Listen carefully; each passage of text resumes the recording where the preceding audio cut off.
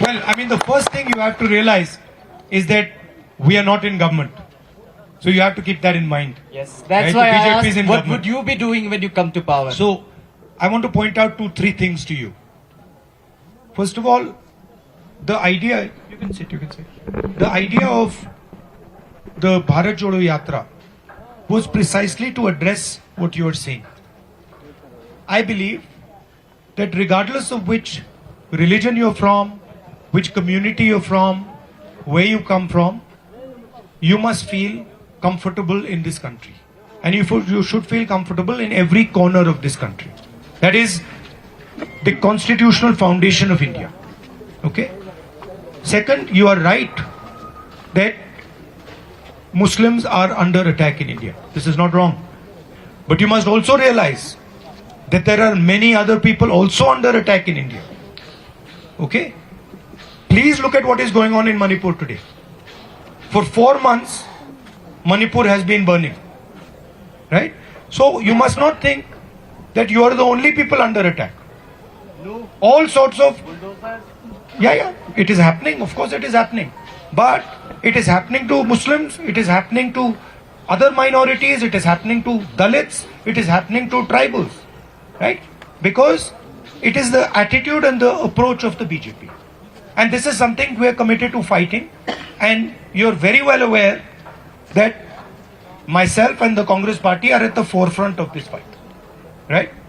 So that is something that is very, very clear. As far as your representation is concerned, and the representation of Ladakh and specifically of Kargil, I am of the opinion that democratic rights, rights of all individuals, rights to elect your own leader, rights to spend the money that is yours are sacrosanct and they should not be attacked and challenged. So on that, we are 100% committed and there is absolutely no confusion. Right? What is going on in India, the purpose of what is going on in India is to basically take away the wealth of the Indian people. Okay, if you see, you're saying to me that there are no jobs in Kargil. Correct. I 100% agree with you. But I walked from Tamil Nadu to Srinagar. Every single youngster in every single state is saying the same thing. They are saying there are no jobs. The single biggest issue in India today is unemployment. Do you read in the newspapers that unemployment is an issue? Maybe in Ladakh newspapers. But in Indian newspapers, the Delhi newspapers, national newspapers, nothing. Right? So these issues, of course they're specific to Ladakh and of course they're important for you. But you must realize that these are issues that are being faced at the national level, at the state level, everywhere. Right? And it is because the government of Mr. Narendra Modi favors one or two people and basically is aimed at giving the wealth of this country to those 2 or 3 people. The reason you are not being given your rights, right, is because the BJP government wants to take away what is yours. There is huge solar energy potential in Ladakh, correct? Right? They want to hand that to Mr. Adani, if you want to hear it very simply. And that is why they don't want to give you the rights. They don't want to give you the ability to decide your own government. They don't want you to elect your own local representatives. And this is a national fight we're fighting. So you must have no confusion about that. So what will Congress be doing when you come to power? Would you release those guys who are incarcerated in jail? No. Muslim youth? Listen, we have to function according to courts, my friend. We cannot function outside the legal system of this country, right? You have seen the bond of legal system. Please, you have to realize. You got disqualified because of the legal system. You Well, know how I have to operate in the Constitution. I have no choice. If the Supreme Court has reinstated me, if the Supreme Court had not reinstated me, I would have to abide by that decision. I mean, as a politician, Those are the instruments that I have. But what you're saying, absolutely, we are very sensitive to unfairness towards any community, any group, any religion, any caste, any language. That is for sure.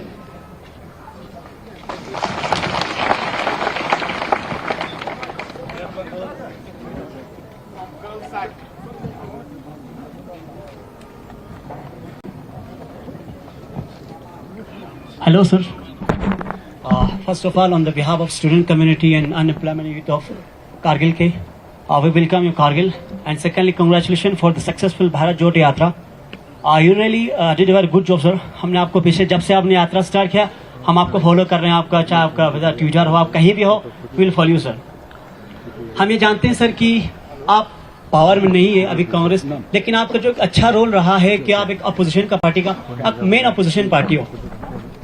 आपको बखूबी मालूम होगा sir कि हमारा जो MP है वो तो पार्लियामेंट में कुछ बोल तो नहीं रहा sir. On the behalf of us we don't know sir why he is speaking. हमारे जितने भी इश्यूज है उस पे हमारा एमपी साहब पार्लियामेंट में जाएंगे मम.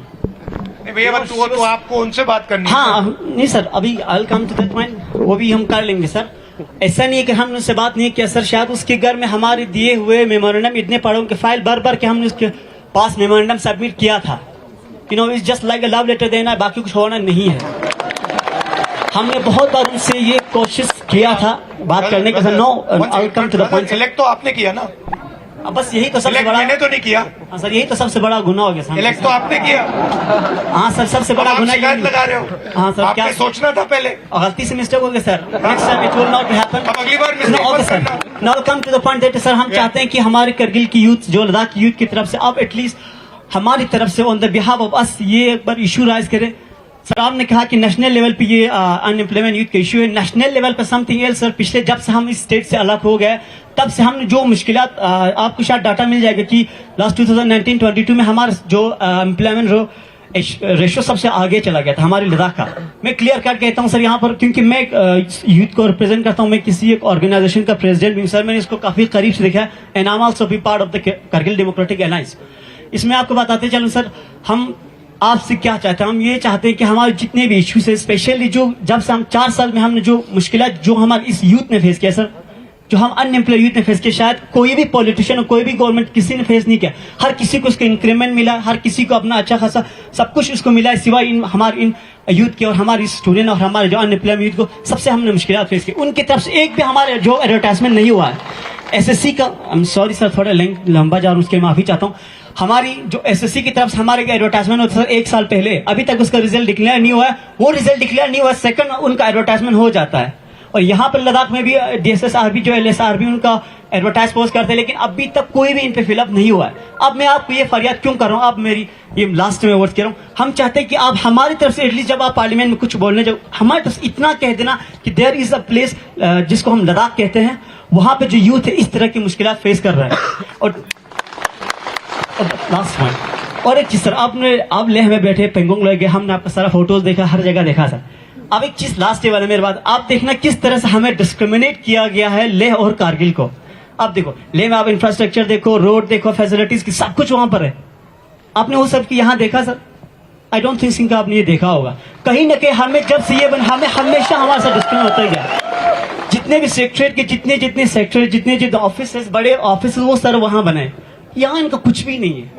हम लास्ट है, हम चाहते हैं कि सर हमारे तरफ से जो पार्लियामेंट में आप भी जब भी बैठोगे तो इतना कह देना कि एक जगह. देखिए, थैंक यू सो मच. मैंने ये सबसे पहले आपको एक चीज तो समझनी है, दिल्ली में हमारी सरकार नहीं है और लद्दाख में भी हम एडमिनिस्ट्रेशन को नहीं चलाते हैं. तो ये तो आपको एक्सेप्ट करना पड़ेगा. तो हम आपके लिए आज क्या कर सकते हैं? जो आपने बोला, पार्लियामेंट में आपका जो अनएम्प्लॉयमेंट का मुद्दा है उसको हम पार्लियामेंट में आपके लिए उठा सकते हैं, कोई प्रॉब्लम नहीं. ठीक है. और ये मैंने लद्दाख में हर रीजन में सवाल पूछा कि हम आपके लिए आपकी मुश्किल क्या है और हम आपकी मुश्किल को पार्लियामेंट में कैसे उठाएं. तो खुशी से मैं जो आपकी यहाँ की लोकल इश्यूज हैं, अनएम्प्लॉयमेंट की इशू है, खुशी से मैं पार्लियामेंट में उसको रेज कर सकता हूँ. मैं रेज कर सकता हूँ, हमारे दूसरे एमपीज भी रेज कर सकते हैं. तो पूरे देश का अटेंशन आपकी ओर आएगा और उनको भी पता लगेगा कि हिंदुस्तान में लद्दाख नाम की एक जगह है। वो तो आसानी से कर सकता हूं, कर दूंगा। Koshedunnya precise short jakshya aduna keep in mind ki sir dang power hame api करते क्वेश्चन टीजिए। हाँ वो लेकिन शॉर्ट और प्रिसाइज रखिए।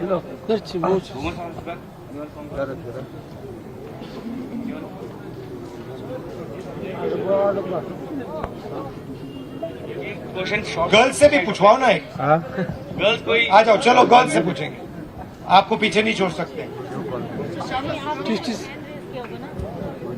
अच्छा, अगर पूछना नहीं चाहती है, जो कुछ बोलना चाहती है बोल दीजिए। Hello, Rahul sir. नमस्कार। नमस्कार. I'm here just to have a glimpse of you. और मुझे मतलब I'm not a youth, तो मास्क लगा के आई हूँ सिर्फ आपको देखने के लिए। Thank you. नहीं, मगर आप कुछ कहना चाहते हैं? क्वेश्चन बना देना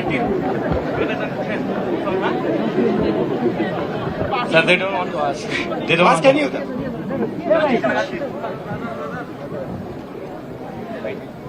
sir first of all good evening. कि आप यहाँ हमारे लिए आए और जितने भी प्रॉब्लम थे वो तो मतलब हमारे जो रिप्रेजेंटेटिव हैं उन्होंने आपको मतलब कहा। हम यहाँ सिर्फ मतलब आपको यहाँ देखने के लिए आई थी मैं पर्सनली। बाकी प्रॉब्लम तो उन्होंने आपको वो कर दिया, बता दिया। तो अपने बारे में बताइए आप। सर मैं तो यही की हूँ। क्या करती हो? Sir I am student. क्या पढ़ाई हो रही है? Sir I am preparing for PhD। अच्छा, in what? In zoology। In zoology sir. zoology। Yes अच्छा, एंड सब्जेक्ट क्या है एग्जैक्ट? सर टॉपिक क्या है पर्सनली PhD का? I am interested in fisheries, ecology. How come? Yes, sir. क्यों? Why are you Because- interested in fisheries? Because I'm interested in. Yeah. And what do you want to do afterwards? Afterwards, I want a service for my people of Kargil. And sir आपको तो इन्होंने बता दिया यहाँ पे मतलब employment की बहुत बड़ी इशू है। So please थोड़ा इनको कंसिडर करें। बिल्कुल करेंगे। Thank you, sir. I'm so happy to see you here personally. Thank you so much. And thank you for coming. And you spoke very well.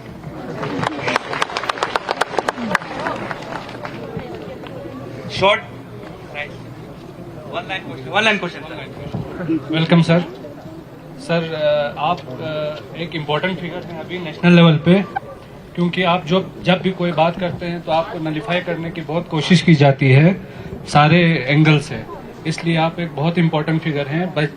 भले ही आप अभी गवर्नमेंट में ना हो तो हम आपसे यही चाहते हैं कि आप जब भी वहाँ वापस जाएं दिल्ली और जब भी आप पार्लियामेंट में पहुंचें तो आप हमारे तरफ से, हमारे यूथ की तरफ से जो हमारे रिप्रेजेंटेटिव्स ने अभी चीज़ें जो एड्रेस की उसको एक बार वहाँ पे भी एड्रेस करें, ताकि उनकी आंखें खुलें कि इनको यहाँ पे होते हुए भी इनको ये चीज़ें नहीं दिखी, आप वहाँ से आए और आपने ये चीज़ें देख ली। अगले सेशन में आप टीवी पे नहीं देख पाओगे, क्योंकि वो जब मैं बोलता हूँ वो टीवी बंद कर देते हैं। मगर अखबार में आप पढ़ लेना कि नेक्स्ट सेशन में जो आपने यहाँ मुझे कहा है वो मैं पार्लियामेंट में जरूर उठाऊंगा। Good afternoon sir, Rahul sir. आपके यहाँ आने का बहुत बहुत धन्यवाद सर। सबसे पहले तो मैं आपको अपनी तरफ से पूरा on behalf of the Kargil youths I would like to congratulate you. आपका बना हुआ, आपका स्ट्रगल किया हुआ, आपने हमारी सुनी थी कि कोई 7-8 साल पहले जो जिला के टनल के बारे में जो आपको कारगिल के लोगों ने रिक्वेस्ट रखा था, आपका टनल का 50% कामयाब हो, इसके लिए आपको मुबारकबाद पेश करता हूँ सर। और कारगिल की यूथ की तरफ से सर एक उम्मीद हमें यही है कि इंशाअल्लाह बहुत जल्दी आप रूलिंग मतलब आपकी हुकूमत बनेगी इंडिया में, हमें उम्मीद है। तो जिस तरह से आपका भारत जोड़ो यात्रा का हमें अंदाजा होता है उस हिसाब से इंशाल्लाह बहुत जल्दी हमारे कांग्रेस की हुकूमत बनेगी। तो हमारे कल की तरफ से दूसरी हमारे आपको रिक्वेस्ट है कि हमारे जो एयरपोर्ट का मसला है, जो सदी 200-300 साल से यही शिकायत लेके आपको हमेशा दिमाग खराब करते रहे, तो कुछ तो गुजर गए, तो हम लोग भी तक शायद कुछ 50 हमारे उम्र जो है ना तकरीबन 50% चले गए सर। उम्मीद है कि आपकी हुकूमत जब आएगी तो हमें उम्मीद है कि हमारे एयरपोर्ट का मसला आप हल करेंगे। क्या मतलब स्टेटस क्या है एयरपोर्ट का? यहाँ एयरपोर्ट का कुछ भी नहीं हुआ सर, जैसे थे वैसे ही है। और दूसरी बात अच्छा, क्यों सर्विस क्यों नहीं है? क्या है प्रॉब्लम, क्या है? ATR। अच्छा सर, प्रोपेलर प्लेन का है? जी सर, जी सर। आप लोग आए भी थे एक बार, थोड़ा सा कुछ छोटा सा जहाज लेके आए भी थे, इसके बाद सुबह आए थे, फिर शाम को चले, इसके बाद दोबारा कोई कुछ आया भी ना, आप आए ना जहाज आए सर, हम तो वहीं से आए सर। दूसरी बात ये सर, थोड़ा सा टाइम ले लूंगा sir, sorry for that sir. यहाँ पे देखो, Ladakh just like a bonded name, one is Kargil and one is Leh, ठीक है ना सर। इसके बाद क्या हुआ, यहाँ जैसे हिल कौंसल बनी, नहीं क्या बोलते हैं, यूटी जब बनी, तो हेड ऑफ द डिपार्टमेंट जितनी भी है सारा लेह में है सर। यहाँ पे कुछ भी नहीं, ना कोई रिसर्च इंस्टीट्यूट, ना कोई एजुकेशन बेस पर कुछ भी, नथिंग इज हियर सर। जब आप गवर्नमेंट में आएगा तो हमारे लिए आप क्या करोगे सर, प्लीज? कहने को तो बहुत कुछ है, लेकिन मान नहीं रही।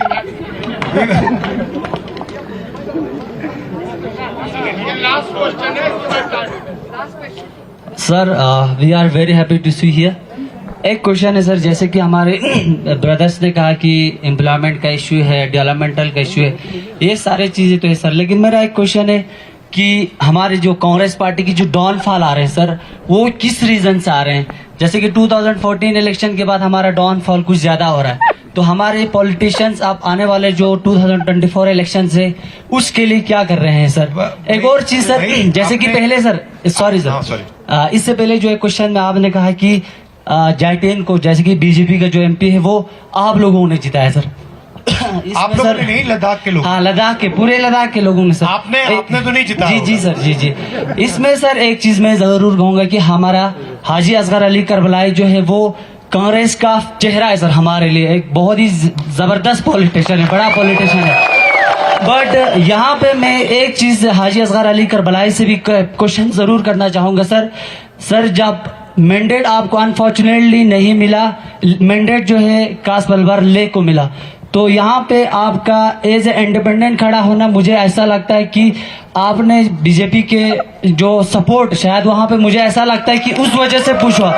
तो इन फ्यूचर में सर मेरा यही कहूंगा कि अभी हम सब चाहते हैं कि we should to be free from BJP, क्योंकि अभी ना कोई मुस्लिम, सिख, ईसाई, बुद्धिस्ट, एवरीवन की, हर किसी का एग्जिस्टेंस जो है वो बहुत ही रिस्की में है सर।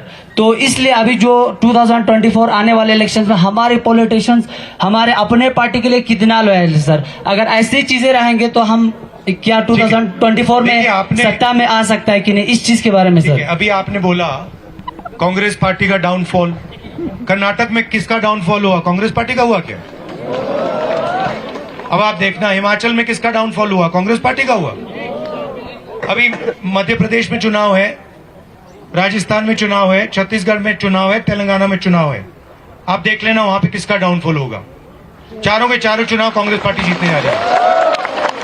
तो ये कांग्रेस पार्टी, ये सिर्फ एक पार्टी नहीं है, ये कांग्रेस पार्टी एक विचारधारा है, एक सोच है, और ये हिंदुस्तान के करोड़ों लोगों के दिल में है। ये सिर्फ पॉलिटिकल पार्टी नहीं है। जो हमारी कॉन्स्टिट्यूशन की वैल्यूज हैं, जिन चीजों के बारे में आप बात कर रहे हो, फेयरनेस होनी चाहिए, रिस्पेक्ट होनी चाहिए, यही है कांग्रेस पार्टी। और आपने फर्क देख लिया है, देश में आपने फर्क देख लिया है। बीजेपी का राज देख लिया आपने, कांग्रेस पार्टी का राज देखा है, ठीक है? तो आप ये मत सोचिए कि कांग्रेस पार्टी बीजेपी से टक्कर नहीं ले सकती है। मैं आपको गारंटी देके कह रहा हूं, 2024 में हम बीजेपी को हरा देंगे। और मगर आपको एक और बात समझनी है,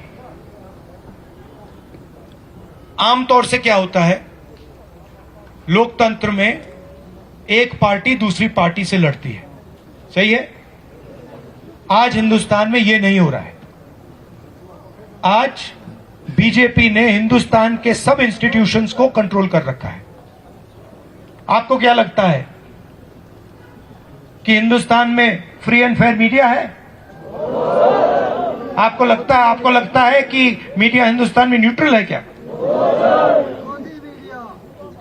तो आपको यह समझना होगा कि बीजेपी ने हिंदुस्तान के सब इंस्टीट्यूशंस पर आक्रमण कर रखा है, चाहे वो मीडिया हो, चाहे वो ब्यूरोक्रेसी हो, इलेक्शन कमीशन हो, जुडिशरी हो, सब पे आक्रमण कर रहे हैं।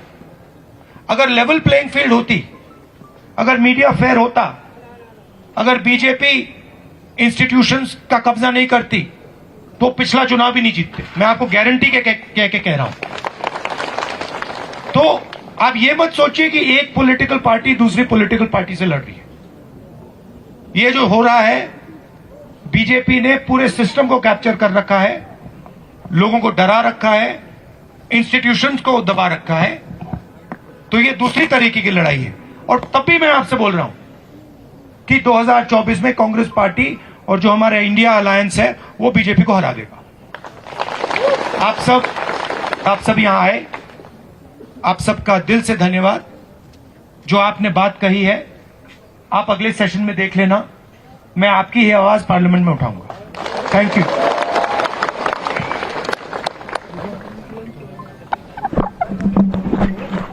बहुत हो गया, बहुत बहुत शुक्रिया आप सबों का।